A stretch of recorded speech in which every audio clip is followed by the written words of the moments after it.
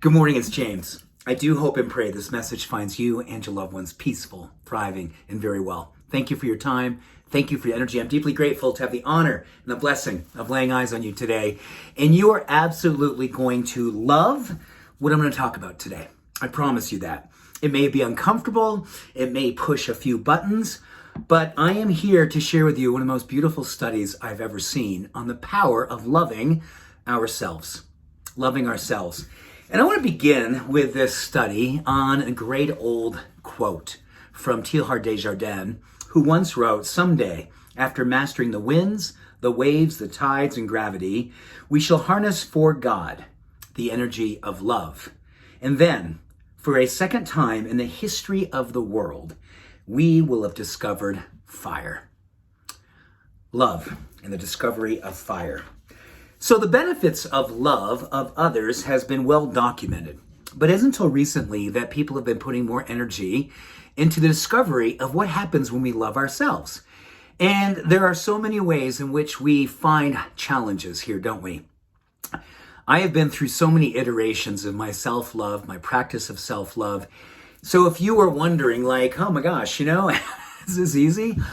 It's easy for some. And this has never been that easy for me. I have constantly been on myself to always feel like I could be more, improving myself, doing all the things that I felt like once I did this, then I earned my love. Then I would give myself love. But over the last probably, I'll call it 2 decades, I've really come into a place where I've been much more gentler, much more open, and much more willing to love myself quickly. First thing in the morning, give myself love. During the day, whisper to myself, you are worthy of love, you are loved. And for some, they may sound like, oh my gosh, that sounds kind of corny, or that sounds difficult. It can be, but I do believe it's a practice that over time, we get an opportunity to understand what happens. We start to feel differently under the influence of our own self-love. And I want to walk you through the benefits from this study on the power and the beauty and the blessing of practicing self-love. So number one, what happens? It changes our brain emotionally. We have a decrease in depression symptoms, decrease in symptoms, increase in optimism and compassion towards ourselves. It'll affect our immune systems profoundly, particularly something called the natural killer cells, which are our primary defense against viruses and bacteria. So loving ourselves potentiates our immunity. It helps to lower blood pressure. It actually helps with expanding our life expectancy. It actually connects with our telomeres. Our DNA, our gene expression loves self-love. So the more that we are practicing this, we are literally giving ourselves an elixir for longevity. It actually helps to ease both acute and chronic pain. It gives us higher levels of serotonin, dopamine, and oxytocin. So serotonin, calm, contentment, happiness, resilience; dopamine, motivation, confidence, enthusiasm; oxytocin, anti-inflammatory. It is the love hormone. So when we are practicing self-love, those 3 hormones are literally increasing. We'll see, as I said earlier, lower levels of all the stress hormones, including cortisol. And interesting enough, this is where the practice becomes contagious.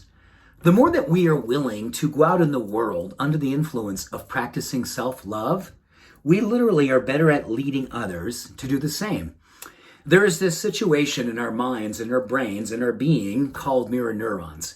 And these mirror neurons are connected to our nervous system, they're connected to our mind, they're connected to all parts of us.